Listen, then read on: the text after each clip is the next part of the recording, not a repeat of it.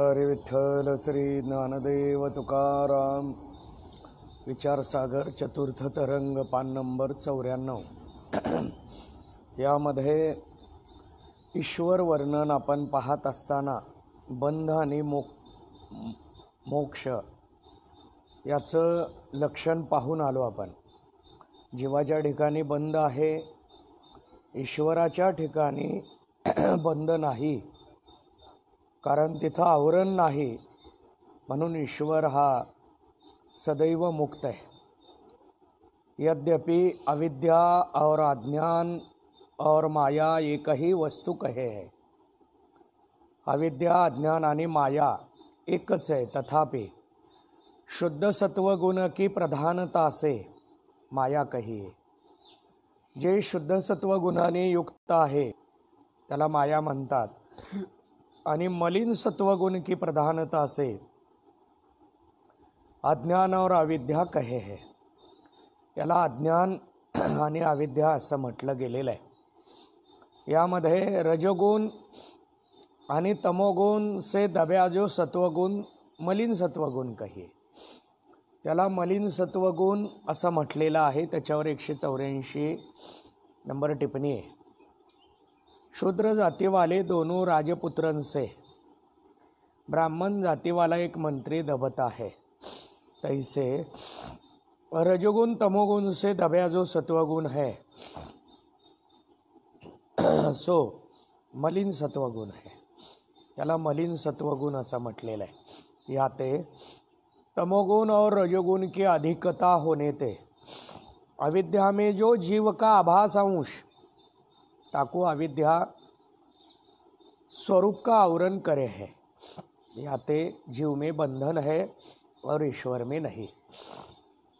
जीवाच्या ठिकाणी बंधन आहे आणि ईश्वराच्या ठिकाणी बंधन नाही। याला कारण त्याच्या ठिकाणी असलेला शुद्ध सत्वगुण आणि जीवाच्या ठिकाणी असलेला मलिन सत्वगुण। अधिष्ठान चेतन सहित जो माया में आभास रूप ईश्वर है, सो तत्पद का वाच्य कहे। त्याला तत्पदाचा वाच्यार्थ असं म्हणा।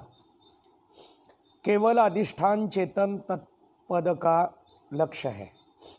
अधिष्ठान चेतन याला ब्रह्म असं म्हटलं जातं, आणि ब्रह्म हे तत्पदाचा लक्षार्थ आहे। जो ईश्वर है सोई जगत की उत्पत्ति और पालन और संहार करे है। जे ईश्वर म्हणून आपण स्वीकारतो तो जगाची उत्पत्ती, पालन आणि संहार या तिन्ही गोष्टी करतो। यह संपूर्ण शास्त्र में कहा है। हे सगळ्याच ग्रंथामध्ये सांगितलेलं आहे। ताका यह अभिप्राय है, त्याचा हा अभिप्राय आहे। चेतन अंश तो आकाश की न्यायी असंग है। चेतन अंश हा आकाशाप्रमाणे असंग आहे, और आभास अंश जगत की उत्पत्ति आदि करे है। याच्यामध्ये जे आभास आहे ते जगाची उत्पत्ती वगैरे करतं। आता काही जण म्हणतील आभास उत्पत्ती कसं काय करणार, परंतु जग सुद्धा आभासच सांगितलेलं आहे। जगाचा विचार मांडत असताना हे सुद्धा प्रातिभासिक असं सांगितलेलं आहे। ताही विषय सर्वज्ञता है, त्याच्या ठिकाणी सर्वज्ञता सांगितली। और भक्त जन के ऊपरी अनुग्रह जो करे है, सो भी केवल आभास अंश करे है। और जो कछो ऐश्वर्य है सो केवल आभास में है, और चेतन अंश एक रस है। यामध्ये जे चेतन आहे हे चेतन सर्व ठिकाणी एकच आहे, आणि सर्व ठिकाणी असलेला चेतन असंग आहे। चेतन हा या सर्वाचं अधिष्ठान आहे, आणि या चेतनाचा आभास मायेच्या ठिकाणी आणि अविद्येच्या ठिकाणी प्राप्त होतो। मायेच्या ठिकाणी असलेल्या आभासासहित या उपाधीला ईश्वर म्हटलं, आणि अविद्येच्या ठिकाणी असलेला आभास त्याला जीव असं म्हटलं। चेतन अंश एकरस है, वाके विषय सत्ता स्फूर्ती देणे विना और ऐश्वर्य बने नाही. आता त्याच्या ठिकाणी सत्ता स्फूर्ती वगैरे हे त्या चेतन अंशाच्या ठिकाणी हे नाही, पण हे सगळं आभासाच्या ठिकाणी आहे. आपण ईश्वर सुद्धा आभास मानतो आणि जीव सुद्धा आभास मानतो. एकनाथ महाराजांचा हरिपाठामध्ये एक प्रमाण आहे, जीव शिव दोन्ही हरिरूपी तरंग. जीव हे समुद्राचा तरंग आहे असं नाही, तर शिव सुद्धा तरंग आहे, म्हणजे लाट आहे. समुद्र म्हणजे ब्रह्म आणि लाट म्हणजे आभास. मग एक लाट लहान आहे, एक लाट मोठी आहे. लहान लाटेला आपण जीव म्हणतो आणि मोठ्या लाटेला ईश्वर म्हणतो. पण ईश्वर असेल जीव असेल हे दोन्ही सुद्धा आभास आहेत. अथ ब्रह्मस्वरूप वर्णन 172. ब्रह्माचं वर्णन या ठिकाणी आपल्या समोर आलेलं आहे. यामध्ये ब्रह्मांड के अंतर कहिए भीतर और बाहर जो महाकाश की न्यायी. ब्रह्मांड आहे, या ब्रह्मांडाच्या आत आणि बाहेर आकाश आहे. आकाश म्हटलं की पोकळी, आकाश म्हटलं की अवकाश, आकाश म्हटलं की जागा. आकाश या ब्रह्मांडाच्या आत आहे, ब्रह्मांडाच्या बाहेर आहे, त्याला महाकाश म्हटलं. या न्यायाप्रमाणे भरपूर चेतन है सो ब्रह्म कहिए. आता इथं भरपूर शब्दाचा अर्थ व्यापक. भरपूर आलंय तिथं, त्याला व्यापक असा अर्थ घ्यायचा आहे. व्यापक चेतन है सो ब्रह्म कहिए. सो ब्रह्म नेरे नहीं और दूरी नहीं. हा ब्रह्म दूर पण नाही जवळ पण नाही. कारण जवळ दूर हे सगळंच्या सगळं उपाधीमुळे आहे. जिथं उपाधी आहे त्या उपाधीच्या दृष्टीनं हे जवळ आहे आणि उपाधीच्या दृष्टीनं हे लांब आहे. उपाधीच नसेल तर जवळ आणि लांब हा विचार येत नाही. काहे ते जो वस्तू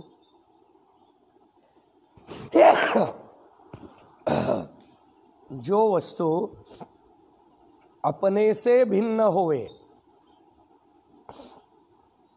और देश रूप उपाधि वाला होवे सो नेरे और दूरी कही जावे है.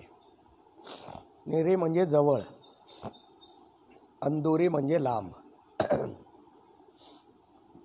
जी वस्तू आपल्याहून भिन्न आहे,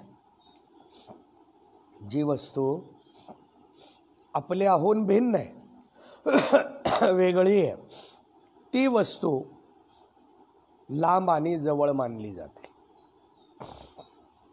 ब्रह्म हे आपल्याहून भिन्न नाही, त्यामुळं त्याला जवळ पण म्हणता येत नाही आणि लांब पण म्हणता येत नाही. ब्रह्म भिन्न नहीं किंतु सर्व का आत्मा है और देशाधिक सर्व उपाधि ते रहित है. याते नेरे और दूरी नहीं कहा जावे. आता हे काय आहे? ब्रह्म सर्वांचा आत्मा आहे. आत्मा म्हणजेच ब्रह्म आणि हा देश वस्तू काल उपाधी रहित आहे आणि म्हणून हा उपाधी रहित असल्यामुळे हा जवळ पण नाही आणि लांब पण नाही. यद्यपि ब्रह्म शब्द का वाच्य भी सौपाधिक ब्रह्म है. ब्रह्म शब्दाचा वाच्यार्थ सौपाधिक काहे ते व्यापक वस्तु का नाम ब्रह्म है. सौपाधिक म्हणजे उपाधिवान. ज्याला उपाधी आहे त्याला सौपाधिक म्हणतात आणि ज्याला उपाधी नाही त्याला निरुपाधिक म्हणतात. निरुपाधिक जी वस्तू आहे तिला ब्रह्म म्हटलं आणि ती व्यापक आहे. पण सौपाधिक म्हटलं की ती उपाधीने युक्त आहे. उपाधीचा जेवढा आकार तेवढा ब्रह्माचा आकार स्वीकारावा लागतो, परंतु याला सौपाधिक म्हटलं. या अनुषंगाने अनेक प्रमाणं पाहता येतील. आला नावा रूपा तुका म्हणे झाला सोपा, किंवा गुन्हा आला विटेवरी पितांबरधारी सुंदर. हा पितांबरधारी आहे, सुंदर आहे, रूपवान आहे, उपाधीने युक्त आहे, याला सौपाधिक म्हटलं. हा सौपाधिक म्हणजे उपाधिवान. पण हा वाच्य आहे. वाच्य म्हणजे वाच्यार्थ. आणि पुढं व्यापक वस्तु का नाम ब्रह्म है, हा लक्ष्य है. सो व्यापकता दो प्रकार की है. आता इथं व्यापक या पदामध्ये दोन प्रकार सांगायला लागलेत. एक तो अपेक्षिक व्यापक है और एक निरपेक्षिक व्यापकता है. एक व्यापकता ही अपेक्षित है आणि एक निरपेक्ष है. जो वस्तु किसी पदार्थ की अपेक्षा से व्यापक होवे, जी वस्तू कोणत्या तरी पदार्थाच्या अपेक्षेने व्यापक असेल तर किसी की अपेक्षा से न होवे ताके विषय अपेक्षित व्यापकता कहिए. याला अपेक्षित व्यापक म्हणतात. एका गृहस्थाला 3 मुलं आहेत. त्या 3 मुलामध्ये 2 नंबरचा जो मुलगा आहे तो 3 नंबरच्या दृष्टीनं मोठा आहे. 2 नंबरचा मुलगा 3 नंबरच्या मुलाच्या दृष्टीनं मोठा आहे, पण 1 नंबर मुलाच्या दृष्टीनं लहान आहे. याला अपेक्षित व्यापक म्हणायचं. आता त्याचं स्पष्टीकरण इथं दिलेलं आहे. जैसे पृथ्वी आदि की अपेक्षा से माया व्यापक है और चेतन की अपेक्षा से नहीं है, याते माया विषय अपेक्षिक व्यापकता है. मायेला सुद्धा व्यापक सांगितलंय. जसं जीव एक आहे का अनेक आहे?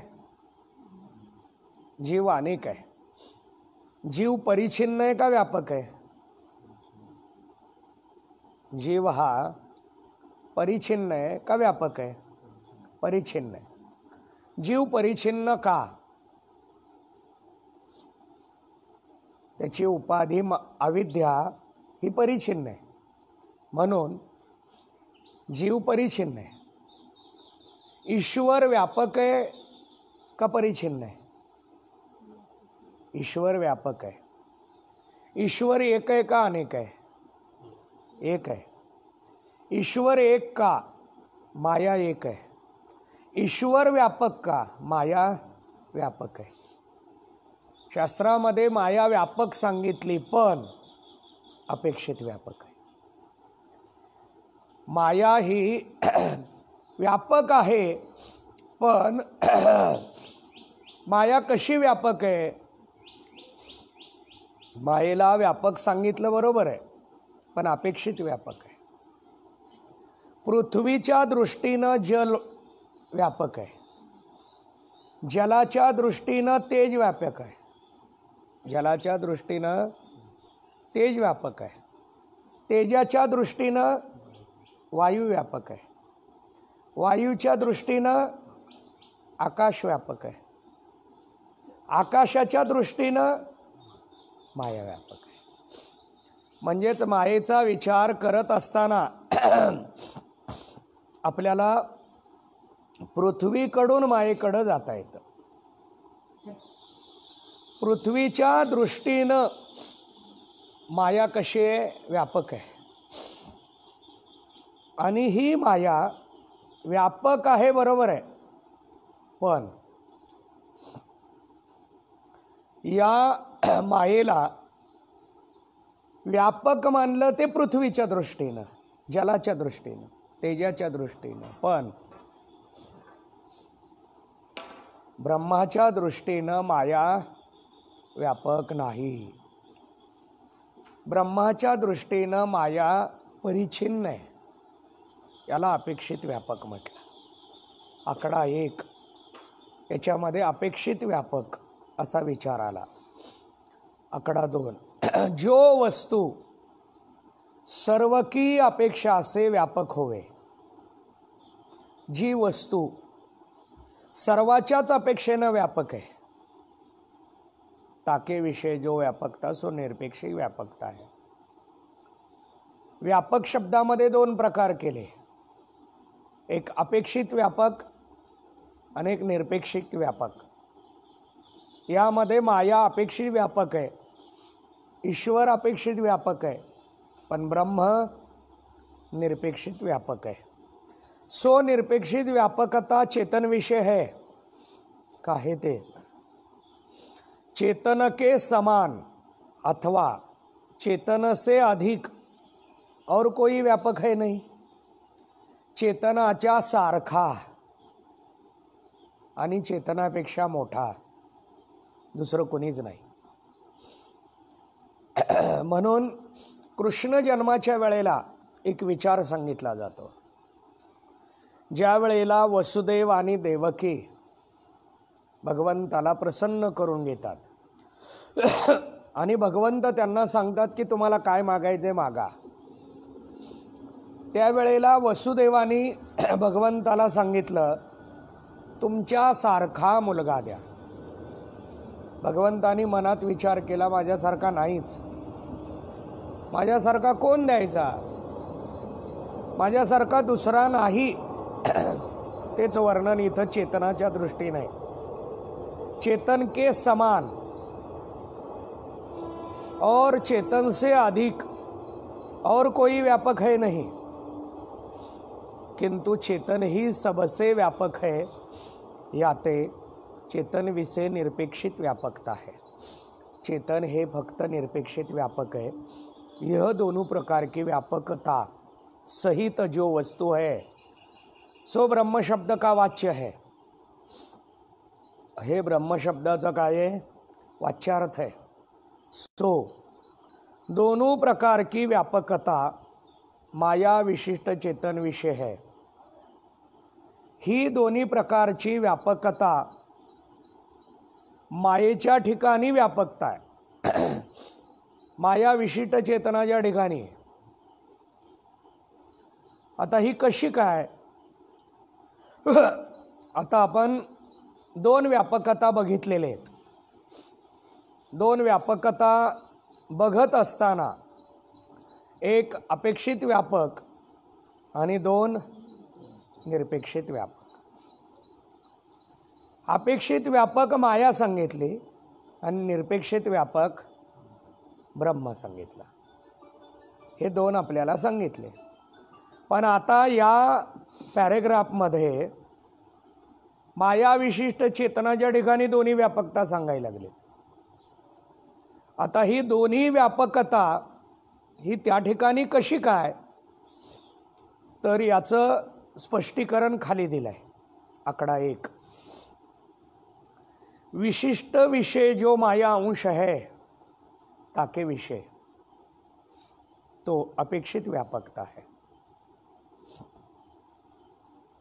चेतन अंश विषय निरपेक्षित व्यापकता है.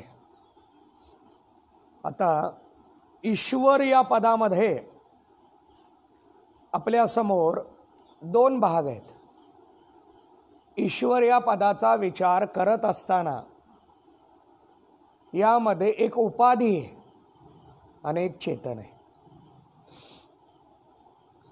एका ईश्वर पदामध्ये उपाधी सुद्धा आहे आणि एकाच उपाधी पदामध्ये या ईश्वर पदामध्ये चेतन सुद्धा आहे. मग ईश्वर पदातली उपाधी अपेक्षित व्यापक आहे आणि ईश्वर पदातलं चेतन निरपेक्षित व्यापक आहे. कळायला लागलं का बघा? असं काही जास्त अवघड नाही, पण लक्ष द्यावं लागतं. यद्यपि माया विशिष्ट चेतन विषय निरपेक्षिक व्यापकता बने नहीं. आता इथं थोडं त्याची शंका मांडायला सुरुवात केली. तुम्ही आत्ता ईश्वराच्या मध्ये असलेलं जे चेतन आहे त्याला निरपेक्षित व्यापक म्हणू नका अशी शंका मांडली. माया विशिष्ट चेतना ज्या ठिकाणी निरपेक्षित व्यापकता बने नाही, होत नाही, काहे ते आता त्याचं स्पष्टीकरण द्यायला लागला तो. माया चेतन के एक देश विषय है, ता माया विशिष्ट चेतन में शुद्ध चेतन की व्यापकता अधिक है, या ते शुद्ध चेतन विषय निरपेक्षित व्यापकता आहे. बघा इथं काय चिंतन मांडलं आता. ईश्वर या पदामध्ये माया विशिष्ट चेतन एक आणि या माया विशिष्ट चेतनाचं अधिष्ठान शुद्ध चेतन दोन.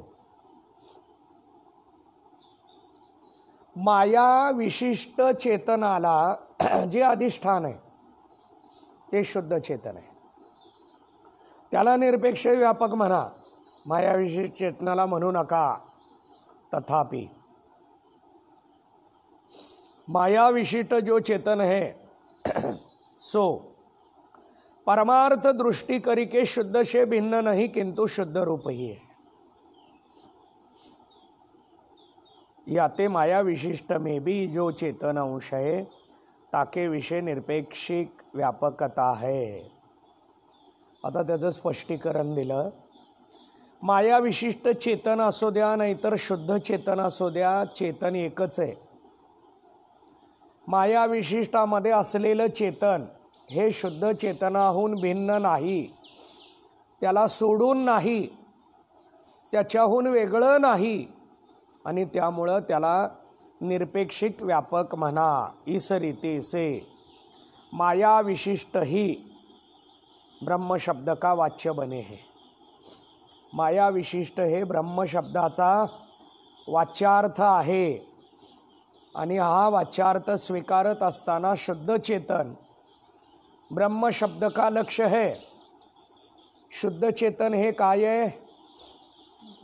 ब्रह्म शब्दाचा लक्षार्थ है. याते ईश्वर शब्द और ब्रह्म शब्द दोनों वाका समान ही अर्थ प्रतीत होवे है, भिन्न अर्थ नहीं. या दोन्ही चेतनाचा अर्थ स्वीकारत असताना दोन्हीचा अर्थ एकच मानावा लागेल. आता त्याचं स्पष्टीकरण द्यायला लागलेत. ब्रह्म शब्द का तो यह स्वभाव है. आता इथं ब्रह्म शब्दाचा स्वभाव मांडायला लागले. जो बहुत स्थान विषय, बहुत म्हणजे अनेक, लक्ष्य अर्थ को बोधन करे है. बहुत स्थानामध्ये लक्षार्थ जो आहे और कहू स्थान विषय वाच्यार्थ को कहे. सगळ्याच ठिकाणी ब्रह्म या पदाला लक्षार्थ म्हणून वर्णन केलेले आहे. बहुत स्थान या शब्दाचा अर्थ सगळ्या जागा असं नाही. बहुत ग्रंथात म्हणजे सगळ्या ग्रंथात ब्रह्म शब्दाचं काय वर्णन आहे? लक्षार्थ म्हणून वर्णन आहे. तुम्ही ग्रंथ कुठलाही घ्या, शास्त्र कुठलंही घ्या, वर्णन कुठलंही घ्या, त्यामध्ये लक्षार्थ या भूमिकेमध्ये फक्त ब्रह्म शब्द आहे. लक्षार्थ असं वर्णन यायला लागलं की एकच नाव येतं, ते म्हणजे ब्रह्म. कहू स्थान विषय वाच्यार्थ. काही ठिकाणी मोजक्या ठिकाणी कहू म्हणजे मोजक्या ठिकाणी वाच्यार्थ रूपानं ब्रह्म शब्दाचा विचार आहे. ब्रह्म शब्दाचा वाच्यार्थ कुठे आहे आणि ब्रह्म शब्दाचा लक्षार्थ कुठं आहे हे चिंतन या ठिकाणी आपल्या समोर मांडलेलं आहे. आता इथं ईश्वर शब्द का यह स्वभाव आहे. ईश्वर आणि ब्रह्म हे दोन्ही वर्णन आहे. ब्रह्म शब्दाचा लक्षार्थ म्हणून जास्त वर्णन आलेलं आहे आणि काही ठिकाणी वाच्यार्थ असं वर्णन आलेलं आहे. पण ईश्वर शब्द का यह स्वभाव है, ईश्वर शब्दाचा हा स्वभाव आहे जो बहुस्थान में वाच्यार्थ का बोधन करे है। इतना भेद है याते लक्ष्य अर्थ को लेके ब्रह्म शब्द का अर्थ भिन्न निरूपण किया है। आता ह्या सगळ्या पॅरेग्राफचा अर्थ एवढाच आहे। लक्षार्थ म्हणून ब्रह्म शब्दाचा सातत्यानं विचार येतो आणि वाच्यार्थ म्हणून ईश्वरच पदाचा विचार येतो। काही ठिकाणी फक्त ब्रह्म शब्द वाच्यार्थ म्हणून मांडला जातो, सर्व ठिकाणी नाही। एवढंच याचं स्पष्टीकरण आहे। पण याच्यावर आता उत्तर इथं द्यायला लागले। कुटस्थ प्रकाशमान है और आभास भोगे है। आता या ठिकाणी कुटस्थ कशाला म्हणतात, ब्रह्म कशाला म्हणतात, चेतन कशाला म्हणतात, त्या चेतनाच्या दृष्टीनं ही विचार मांडला गेलेला आहे। हे शिष्य म्हणजे उत्तर द्यायला लागले। आता गुरु त्या शिष्याला सांगायला लागले, चारी प्रकार का चेतन कह्या तामे। पाठीमागं आपण चार चेतन पाहत होतो। त्या चार चेतनासाठी चार आकाश दृष्टांत रूपाने आपण पाहिलेले आहेत आणि त्यामध्ये आता चार चेतन सांगितलेले आहेत। त्यामध्ये जीव के स्वरूप में जो मिथ्या आभास अंश सो पुण्य पाप करे है और तिनके फल को भोगे है। आता पाठीमागं जो जीव सांगितला तो आभास आहे। पाठीमागं आपण जो जीव पाहिला तो प्रतिबिंब आहे आणि तो आभास आहे। परंतु हा आभास काय करतो, तर हा आभास पुण्यपापही निर्माण करतो आणि त्याच्या फलालाही भोगतो। पुण्य केलं की पुण्य भोगतो आणि पाप केलं की पाप भोगतो। पुण्य आणि पाप हे दोन्ही सुद्धा भोगतो तो आभास भोगतो। कुटस्थ जो चेतन है सो शिव कहिए शिव रूप है, शिव नाम कल्याण का है। शिव शब्दाचा अर्थ काही ठिकाणी कल्याण असा घेतलेला।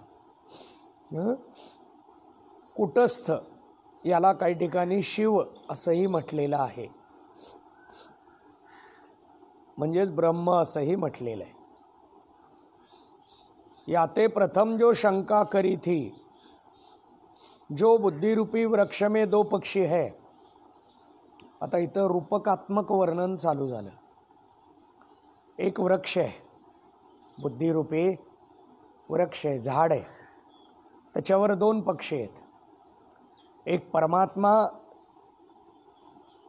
और जीव असे दोन पक्षी आहेत। ताका यह उत्तर कह्या, त्याचं हे उत्तर आहे। परमात्मा और जीव का ग्रहण नहीं करना, किंतु कुटस्थ तो प्रकाशमान है और आभास भोगे है। इथं परमात्मा आणि जीव असे दोन आहेत, पण यामध्ये परमात्मा जो आहे तो कुटस्थ आहे आणि तो प्रकाशमान आहे। तो ऊर्जा देतो, प्रकाश देतो, पण तो भोगत नाही। भोग हा कुटस्थाला नाही, भोग हा ब्रह्माला नाही, भोग हा आभासाला आहे, जीवाला आहे। म्हणून महाराजांचं एक प्रमाण पण आहे, सुख दुःख जीव भोग पावे। जीव हा भोगाला प्राप्त होतो। तुका म्हणे एका देहाचे अवयव, देह एक आहे, अवयव अनेक आहेत। देह किती आहे, एक आहे, आणि अवयव अनेक आहेत। तसं जीव हा या सगळ्या इंद्रियाच्या माध्यमातून तो भोग भोगतो। या पद्धतीनं इथं त्याचं वर्णन आले। आभास कर्म करे है और फल देवे है, चेतन नाही। चेतन कर्म पण करत नाही आणि चेतन त्याचा भोग पण भोगत नाही। चेतनाच्या ठिकाणी भोग नाही आणि म्हणून काही ठिकाणी असं चिंतन मांडलं जातं, नको नको मना गुंतो माया जाळी, काळ आला जवळी ग्रासावया असा एक महाराजांचा अभंग आहे. मग यामध्ये शंका केली जाते, नको नको मना गुंतो, मन गुंतत का जीव गुंततो? मायाजाळामध्ये मायेमध्ये मन गुंतत का जीव गुंततो? मनाचा विचार केला तर मन हे जड आहे, त्यामुळं मन गुंतत नाही, जीव गुंततो. आता याच्या पुढं जीव गुंततो का चेतन गुंततो?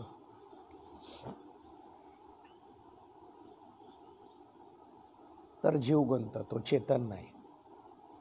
चेतन हा निराकार आहे, असंग आहे, पण तो प्रकाश देतो. जीव गुंतायला जो ऊर्जा लागते, जो प्रकाश लागतो, तो त्याचा आहे. जी ऊर्जा आहे ती त्याची आहे, पण चेतन गुंतत नाही, म्हणजे कुटस्थ गुंतत नाही. कर्म सुद्धा कुटस्थ करत नाही. कर्म ब्रह्म करत नाही, कर्म चेतन करत नाही. कर्म जीव करतो आणि जीवानं कर्म केल्यामुळे त्याला भोग भोगावा लागतो. या पद्धतीचा विचार या दोह्यामध्ये आता इथं सुरू केलेला आहे. त्याचं स्पष्टीकरण आपल्याला पाहायचं आहे, पण ते आपण उद्याच्या पाठाला बघू. पुंडलिक वरदा हरी विठ्ठल, श्री ज्ञानदेव तुकाराम.